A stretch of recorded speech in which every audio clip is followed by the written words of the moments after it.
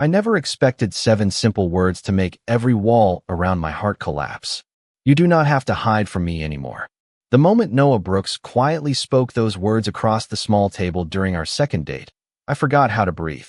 The sounds of conversations inside the little riverside cafe faded into the background, and even the soft music playing overhead seemed to disappear.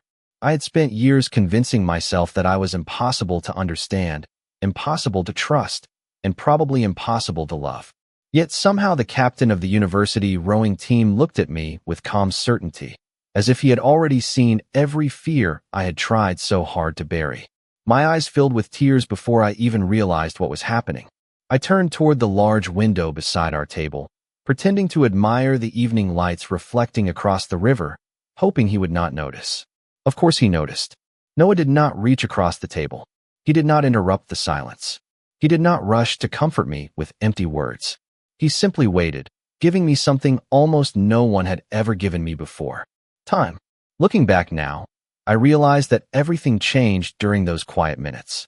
Not because we confessed our feelings. Not because anything dramatic happened.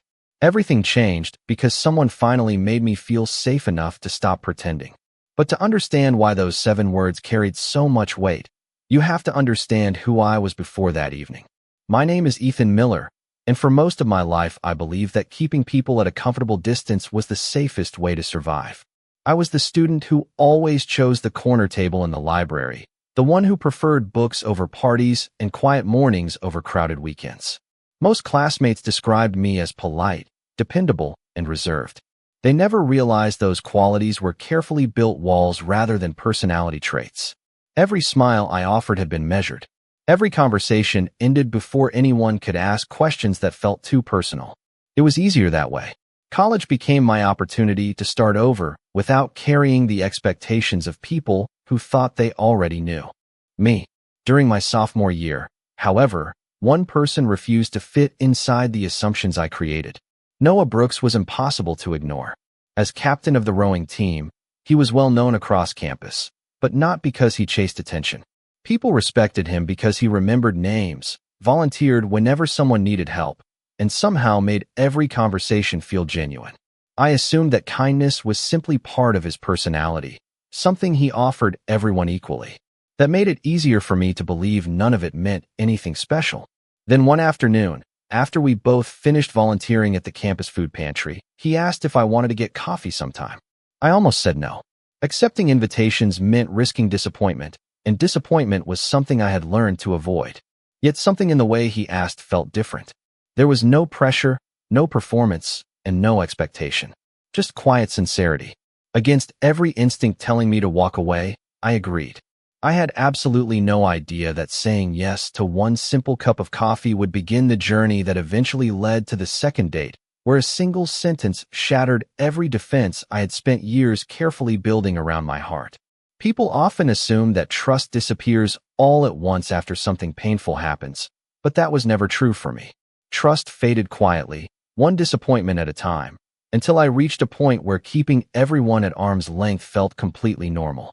By the time I arrived at Harrison State University, I had become very good at protecting myself. My daily routine rarely changed. I attended classes, worked a few hours each week in the campus library, studied in familiar corners where almost nobody would interrupt me, and volunteered every Saturday morning because helping strangers somehow felt easier than allowing anyone to know me personally. Most people recognized my face without actually knowing anything about me. That was exactly how I wanted it.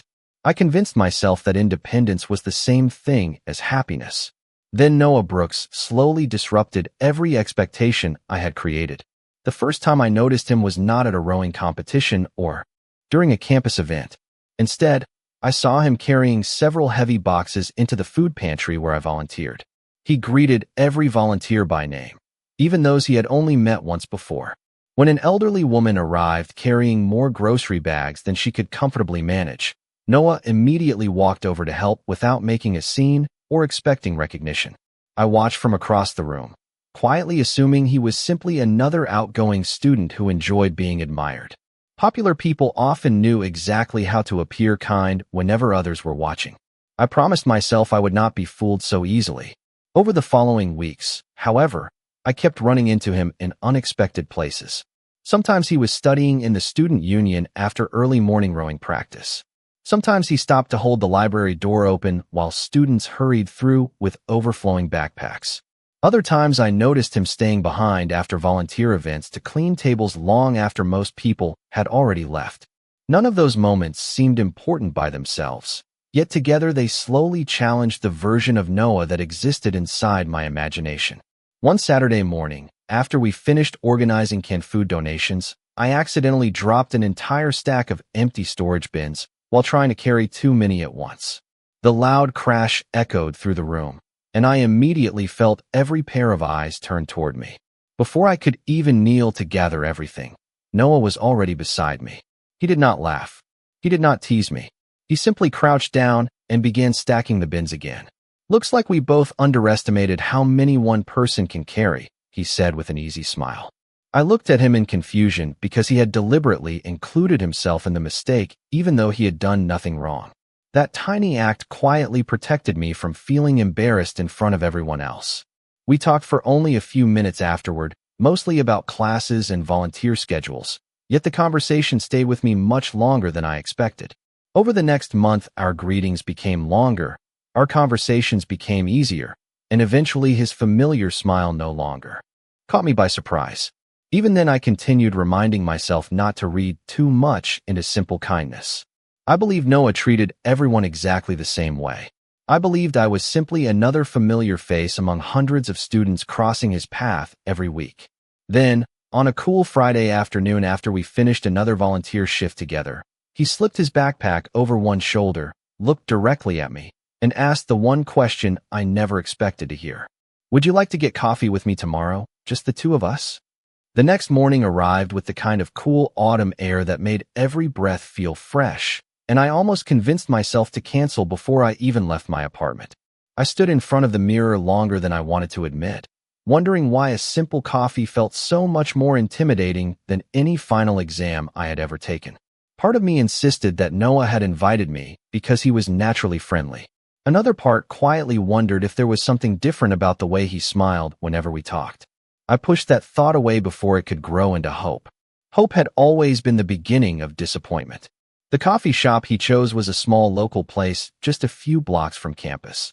The kind of cafe filled with warm lighting, old wooden tables, and shelves lined with used books that customers could borrow while they drank. When I walked through the door, Noah was already there. He stood as soon as he saw me, smiling in a way that somehow felt relieved instead of confident. "I was starting to worry that you changed your mind," he admitted with a quiet laugh. I smiled awkwardly. I almost did. Instead of looking offended, he nodded as though my answer made perfect sense. "Thank you for coming anyway." That response caught me off guard.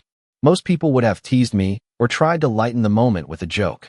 Noah simply accepted my honesty without making me feel guilty for it.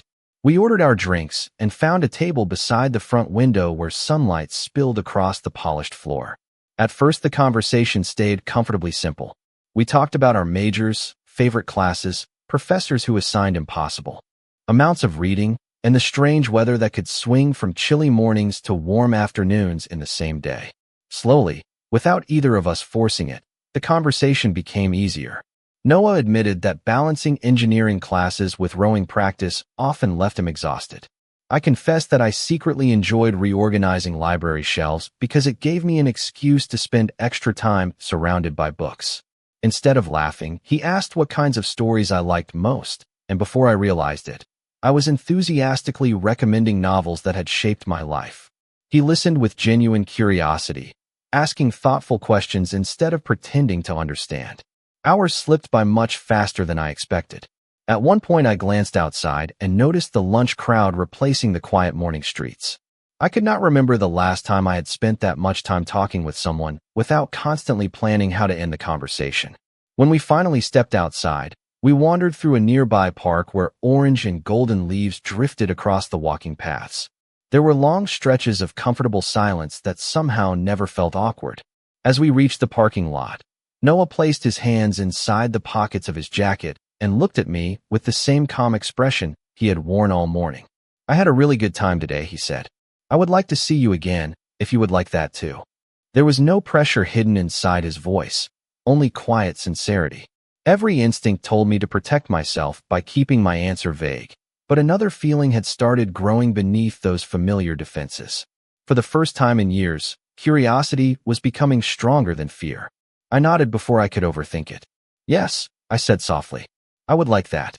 His smile grew just a little brighter, and neither of us realized that our second date would become the moment that changed both of our lives forever. For the next few days, I caught myself smiling at the most unexpected moments. While shelving books in the library, I would suddenly remember something Noah had said about accidentally falling into the river during his freshman rowing season, because he had been too distracted waving at friends on shore. During lectures, I found myself wondering what he was doing instead of counting the minutes until class ended. It was a strange feeling because nothing dramatic had happened between us. We had simply shared coffee, conversation, and a quiet walk through the park. Yet somehow those ordinary moments lingered in my mind far longer than I wanted to admit.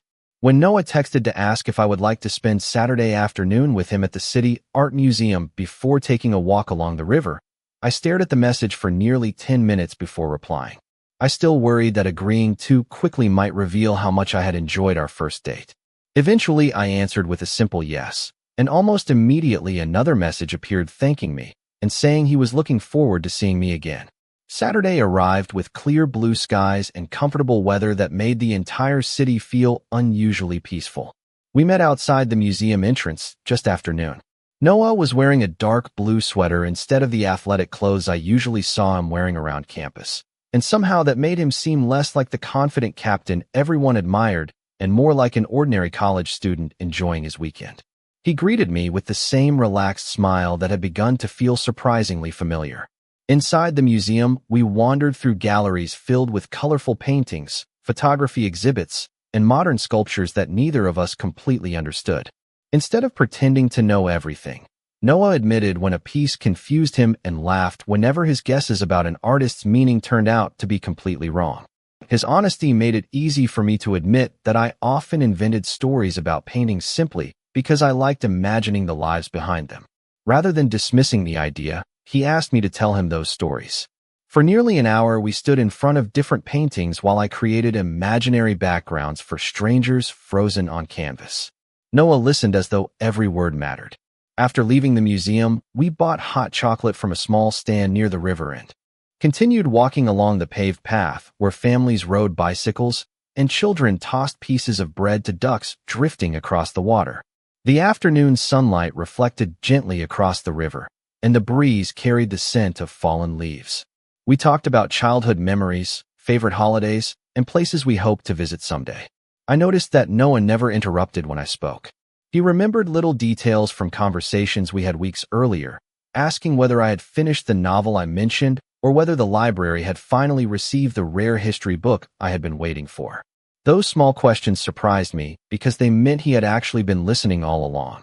Without realizing it, I found myself telling him things I normally kept private, like how silence had always felt more comforting than crowded rooms, and how I sometimes worried that people only liked the version of themselves they imagined instead of the real person standing in front of them. Noah did not rush to answer. He simply walked beside me for several quiet moments before softly saying that he understood that feeling better than most people probably realized. There was something different in his voice, something unexpectedly vulnerable, and for the first time since we met, I sensed that behind his calm confidence he had been carrying invisible burdens of his own.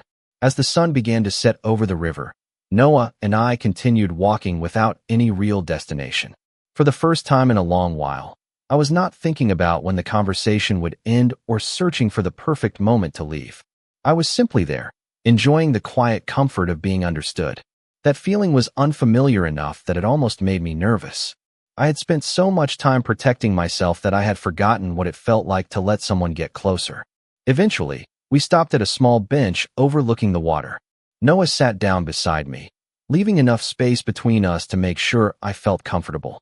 That small gesture told me more than any dramatic expression ever could. He was not trying to rush anything. He was not trying to prove something. He was simply choosing to be present. After a few moments of silence, Noah looked across the river and said, "People usually think I have everything figured out."